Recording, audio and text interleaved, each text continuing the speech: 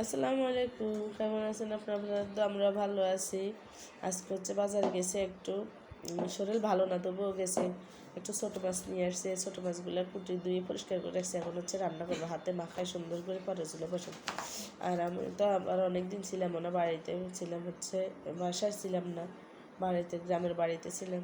পরে আবার ঢাকায় আসছি, মানে 2 মাস পরে। এরপরে হচ্ছে আবার গেছে, আমার খালু মারা গেছে, এই জন্য আবার গেলাম। রমজানের আগের দিন আমার খালু মারা গেছে, ভালো দিনে হচ্ছে যেন আল্লাহ আমার খালুকে বেহেশতে নসিব করে। আমার খালু অনেক ভালো মানুষ ছিল, মানে এখনকার এরকম ভালো মানুষ পাওয়া যায় না। আসলে ভালো মানুষ বেশি দিন বাঁচে না, মানুষ বলে যেন এটাই সত্য। খালুর হচ্ছে আবার মেয়ে নাই, 2টাই ছেলে। আমার খালুর অত বয়সও হয় না, অল্প বয়স। খালু একটু অসুস্থ ছিল, কিন্তু বিছনা পড়ে যাওয়ার মতন এরকম অসুস্থ ছিল না। আমরা কল্পনা করি না খালু যে না তো তাড়াতাড়ি আমাদের সবাইকে ছেড়ে চলে যাবে। সবাই আমার খালুর জন্য দোয়া করবেন যেন আল্লাহ খালুকে আল্লাহ জান্নাত নসিব করে। এখন হচ্ছে একটু টমেটো দিয়ে দিলাম আমার তরকারিতে। তরকারি কালারগুলো কীরকম আসছে আমার কাছে অনেক ভালো লাগতেছে, মানে ছোটো মাছ দিয়ে ভাত খাবো, জ্বর তো এই জন্য খেতে পারি না।